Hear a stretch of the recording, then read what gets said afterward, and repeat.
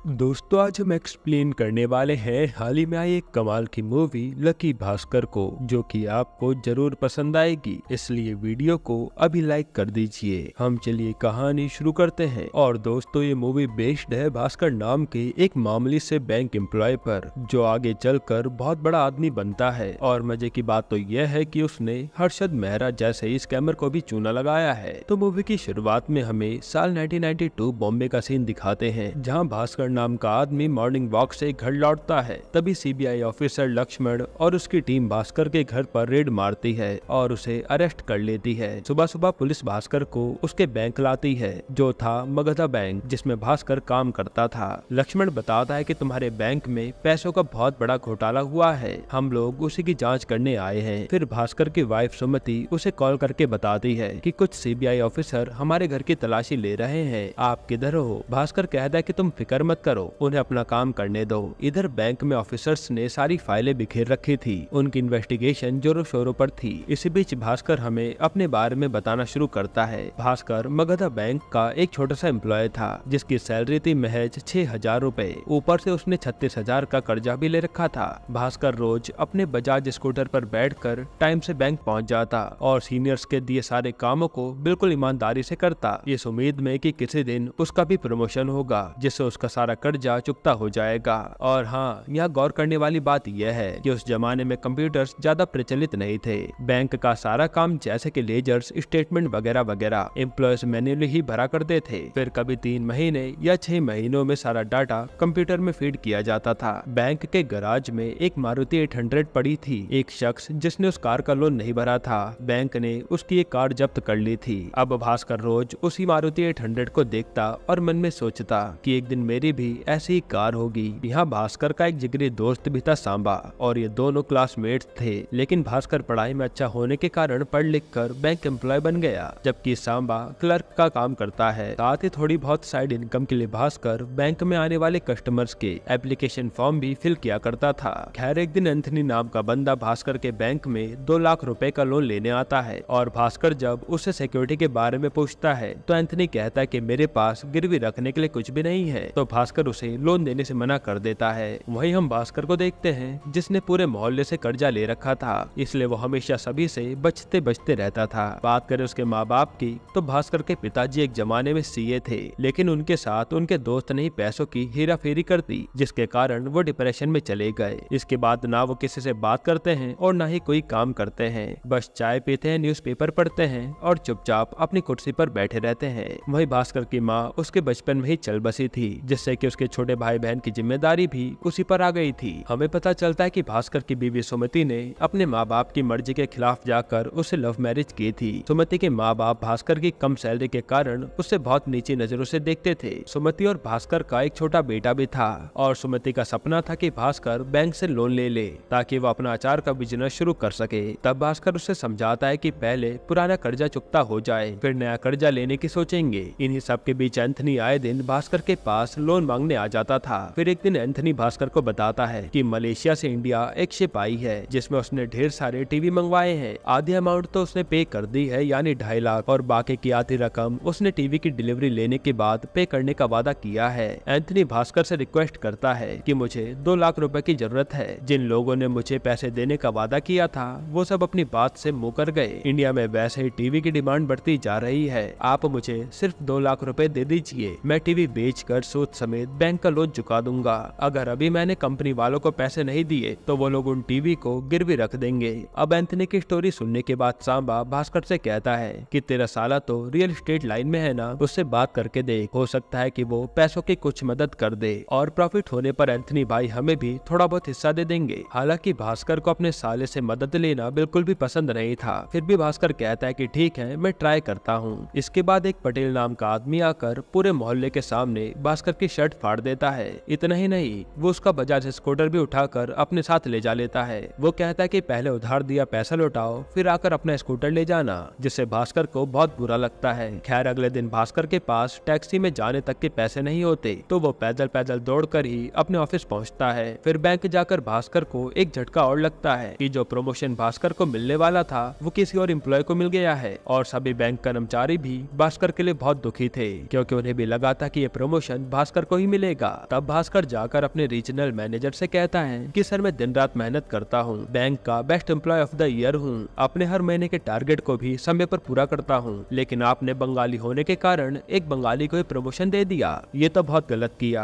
ये सुनकर regional manager Bhaskar को झाड़ देता है, कहता है उसे मैंने उसकी काबिलियत के दम पर प्रमोशन दिया है, न कि बंगाली होने की वजह से। और वैसे भी तुम तो कस्टमर की एप्लीकेशन फॉर्म भर भर कर अपनी जेब भर रहे हो ना, अगर ये बात जीएम साहब को पता चल गई तो तुम्हें जॉब से निकाल दिया जाएगा। क्या मैं तुम्हारी कंप्लेन जीएम साहब को कर दूं? तब भास्कर की शक्ल रोने वाली हो जाती है और बेचारा हाथ जोड़कर कहता है कि नहीं सर, ऐसा मत कीजिए। फिर सभी एम्प्लॉय भी ये सब तमाशा देख रहे होते हैं, लेकिन कुछ ही देर बाद भास्कर नॉर्मल होकर रोज की तरह अपना काम करने लगता है। फिर शाम को भास्कर और सांबा किसी कैफे में चाय पी रहे होते हैं। तब एंथनी फिर भास्कर से पैसे मांगने आता है, कहता है सर आज बाकी बचे पैसे देने का आखिरी दिन है, अगर आज मैंने उनको पैसे नहीं दिए तो वो सभी टीवी को नीलाम कर देंगे, मेरा बहुत बड़ा नुकसान हो जाएगा। ये सुनते ही भास्कर अपने बैग से 2 लाख रुपए निकालकर एंथनी के हाथ में थमा देता है। ये देख तो सांबा भी हैरान हो जाता है, पूछता है कि ये तूने कैसे अरेंज किए? असल में भास्कर ने लॉकर में रखने के बहाने बैंक का पैसा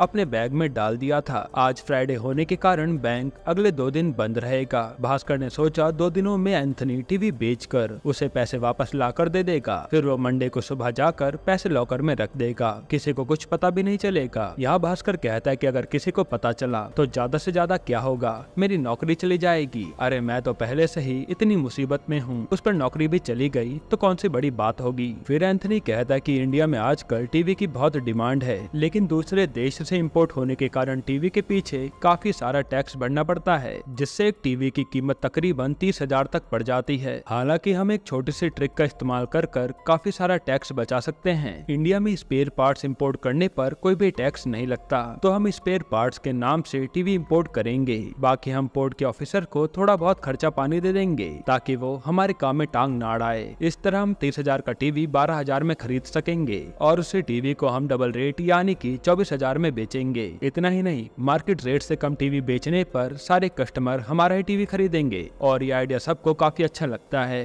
खैर अब अगले दिन देर रात तक भास्कर एंथनी का वेट करता है, मगर एंथनी पैसे लेकर वापस नहीं लौटता। फिर एंथनी और सांबा भास्कर के पास आते हैं। सांबा मायूस चेहरे के साथ कहता है कि सब खत्म हो गया। तभी एंथनी हंसते हुए भास्कर को कहता है, अरे सर सारे टीवी बिक गए, ये लीजिए आपके 2 लाख रुपए और आपका हिस्सा भी। ये खबर सुन भास्कर बहुत खुश होता है और वो एंथनी को शुक्रिया अदा करता है, वरना उसकी नौकरी और इज्जत दोनों चली जाती। वहीं एंथनी उस पर भरोसा करने के लिए थैंक यू कहता है। फिर मंडे मॉर्निंग भास्कर बैंक जाकर उन 2 लाख को लॉकर में रख देता है। इस दिन के बाद से भास्कर, एंथनी और सांबा तीनों पार्टनर बन गए थे। भास्कर छिपकर बैंक से पैसे निकालकर एंथनी को देता, एंथनी टीवी इंपोर्ट करता और उनके बीच का प्रॉफिट तीनों में बांट देता। रिश्वत के तौर पर वो लोग पोर्ट के ऑफिसर्स को आए दिन छोटी मोटी पार्टीज देते रहते थे ताकि वो लोग भी चुप रहें। ऐसे धीरे धीरे भास्कर का कर्जा भी उतर गया। पर ये देख सुमति भास्कर पर शक करने लगी कि कहीं ये कोई गलत काम तो नहीं कर रहे। तब भास्कर सुमति से बस इतना कहता है कि मैं मेरे दोस्तों के साथ मिलकर बिजनेस कर रहा हूँ। इसके बाद भास्कर धूमधाम से अपने बेटे का बर्थडे सेलिब्रेट करता है। ये देखो उसके सभी रिश्तेदार उससे जल जाते हैं। उसी पार्टी में एंथनी सांबा और भास्कर से कहता है कि मेरे बेटे की अमेरिका में जॉब लगी है, वो मुझे अपने पास अमेरिका बुला रहा है, अगर मैं वहाँ चला गया तो मेरा बिजनेस सब बंद हो जाएगा और मुझे उसी की कमाई खानी पड़ेगी। अब तक मैंने जो कुछ भी कमाया सब बेटे की पढ़ाई लिखाई में लगा दिया, अब मेरे पास कोई भी सेविंग नहीं बची। इससे पहले मैं अमेरिका जाऊँ क्यों न हम एक बड़ी डील करें, प्रॉफिट को तीनों में आपस में बांट देंगे, उन्हीं पैसों से मैं अमेरिका में कोई छोटा मोटा बिजनेस शुरू कर लूंगा। आगे एंथनी बताता है कि इस हफ्ते दुबई से 3 महंगी गाड़ियां आ रही हैं जिनके कोई कागज नहीं हैं। अगर हम ये 3 गाड़ियां डीलर को बेच दे तो हमारी किस्मत पलट जाएगी, लेकिन इस सौदे के लिए हमें 10 लाख रुपए चाहिए होंगे। और दोस्तों आप सभी जानते हैं कि उस जमाने में 10 लाख रुपए बहुत बड़ी कीमत हुआ करती थी। भास्कर कहता है कि अरे बाप रे, 1-2 लाख रुपए की बात होती तो भी ठीक था, पर 10 लाख रुपए बहुत ज्यादा है, बैंक वालों को शक हो जाएगा। हालांकि बाद में भास्कर का मन बदल जाता है और वो डील के लिए रेडी हो जाता है। फिर भास्कर जैसे तैसे बैंक से 10 लाख रुपए निकालकर एंथनी को देता है, तो ये लोग पोर्ट पर उन गाड़ियों की डिलीवरी लेने जाते हैं। मगर जब वो लोग गाड़ियां लेकर डीलर के पास आते हैं तो उन्हें पता चलता है कि उस डीलर को तो पुलिस ने किसी और केस में अंदर कर दिया है। ये सुन उन तीनों के होश उड़ जाते हैं। तभी भास्कर के दिमाग में एक आइडिया आता है, वो उन गाड़ियों पर गवर्नमेंट का नंबर प्लेट लगवा देता है। इसके बाद कुछ भिखारियों को नेता बनाकर उन गाड़ियों में बिठा देता है। वह एक बार डांसर को फिल्म एक्ट्रेस बनाकर एक गाड़ी को चेक पोस्ट पार करवाता है। तब पुलिस भी भी इन्हें वीआईपी गाड़ियां समझकर ज्यादा कुछ नहीं पूछती। फिर उन गाड़ियों को ये लोग गोवा में ले जाकर बहुत अच्छी कीमत पर बेच देते हैं और गोवा से लौटने के बाद एंथनी अमेरिका के लिए रवाना हो जाता है। फिर अगली सुबह भास्कर पैसे लेकर बैंक जाता है, जहाँ वो देखता है कि पुलिस और आरबीआई ऑफिसर पहले से मौजूद हैं। असल में बैंक के रीजनल मैनेजर और रीजनल असिस्टेंट मैनेजर ने मिलकर एक बहुत बड़ा स्कैम किया था। ये देख भास्कर बहुत घबरा जाता है, सोचने लगता है कि इन पैसों को मैं लॉकर में कैसे रखूं। उसी समय जीएम आकर भास्कर से उसके हाथ में पकड़े सूटकेस के बारे में पूछने लगता है। कहता है, भास्कर आज तुम सूटकेस के साथ बैंक क्यों आए हो, इसमें क्या है दिखाओ जरा। भास्कर कहता है कि सर छुट्टी थी ना, तो मैं अपने गाँव चला गया था, वहीं से सीधा बैंक आ रहा हूँ। फिर सूटकेस खोलने पर अंदर से कपड़े निकलते हैं। तब हमें पता चलता है कि जब सभी लोग बैंक से बाहर गए थे, उस समय भास्कर ने मौका देखकर उन पैसों को अपनी जगह पर रख दिया था। खैर सब हो जाने के बाद भास्कर सांबा से कहता है कि अब मैं इस काम को छोड़ दूंगा, ये काम बहुत रिस्की है। वहीं सांबा तो अपनी क्लर्क की नौकरी छोड़कर इसे स्मगलिंग के काम में लग गया था। अब भास्कर के पास उस समय 50 लाख रुपए इकट्ठे हो गए थे। उसमें से उसने अपने लिए गाड़ी खरीदी, बीवी का बिजनेस स्टार्ट करवाया। फिर भास्कर का छोटा भाई उसे आकर बताता है कि भैया मुझे लंदन की यूनिवर्सिटी में सीट मिली है, अगर मैं इंडिया से इंजीनियरिंग करता हूँ तो मेरी सैलरी केवल 5 से 10 हजार रूपए होगी। वहीं अगर मैं लंदन या अमेरिका से करूंगा तो मुझे महीने का 60,000 रूपए मिलेगा। तब भास्कर खर्चा कर कर अपने भाई को लंदन पढ़ाई के लिए भेज देता है। फिर एक दिन बैंक का चेयरमैन बैंक आता है और भास्कर से कहता है कि रीजनल मैनेजर और रीजनल असिस्टेंट मैनेजर के कारण हमारे बैंक की बहुत बदनामी हुई है, इसलिए मैं अब बैंक में कुछ बदलाव कर रहा हूँ। आज से तुम इस बैंक के असिस्टेंट जनरल मैनेजर हो और तुम्हारी सैलरी होगी 19,000 रूपए। अगर और कुछ भी चाहिए तो बता देना। ये सुन भास्कर की खुशी का कोई ठिकाना नहीं रहता और भास्कर चेयरमैन से उस मारुति 800 की रिक्वेस्ट करता है जो बैंक के गराज में पड़ी थी।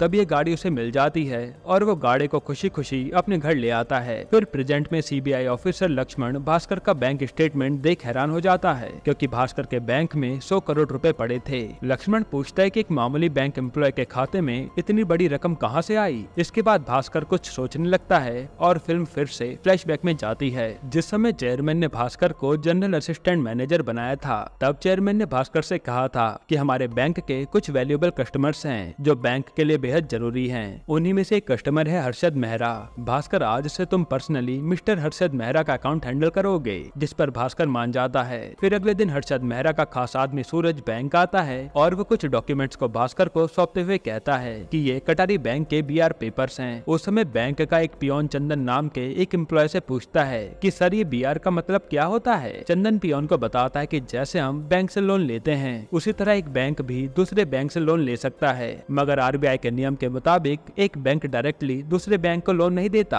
दोनों बैंक के बीच एक ब्रोकर का होना जरूरी है। यहाँ हमारी बैंक और कटारी बैंक के बीच हर्षद मेहरा ब्रोकर है। हमारी बैंक हर्षद मेहरा को पैसे देगी और वो कटारी बैंक को पैसे लौटाते वक्त भी यही प्रोसीजर फॉलो होगा और जाहिर सी बात है ब्रोकर होने के नाते हर्षद मेहरा को भी कुछ कमीशन मिलेगा। इसी को बीआर कहते हैं। फिर भास्कर सूरज को बीआर देते हुए कहता है कि इस बार को 2 हफ्तों में क्लियर कर दो। तब सूरज कहता है कि सर इसमें तो थोड़ा टाइम लगेगा और वो भास्कर को रिश्वत देने की कोशिश करता है, लेकिन भास्कर कहता है कि नहीं, 2 हफ्ते मतलब 2 हफ्ते। फिर एक दिन भास्कर हर्षद मेहरा के बैंक स्टेटमेंट चेक कर रहा होता है। तब उसके करोड़ों में ट्रांजैक्शन थे और हाँ, स्टेटमेंट में ये भी साफ था कि भास्कर के बैंक ने हर्षद मेहरा को लोन दिया था, मगर हर्षद ने वो पैसे कटारी बैंक को दिए, ऐसा कोई भी स्टेटमेंट नहीं मिला था। हैरानी की बात तो ये थी कि हर्षद मेहरा ने कटारी बैंक से भी बीआर लिया था, यानी वो दोनों तरफ से पैसे ले रहा था। भास्कर सोच में पड़ जाता है कि दो बैंकों से बीआर लेकर ये आदमी क्या कर रहा है, क्योंकि वो कुछ दिनों बाद वो पैसे लाकर बैंक में लौटा देता था। तब भास्कर अपने तरीके से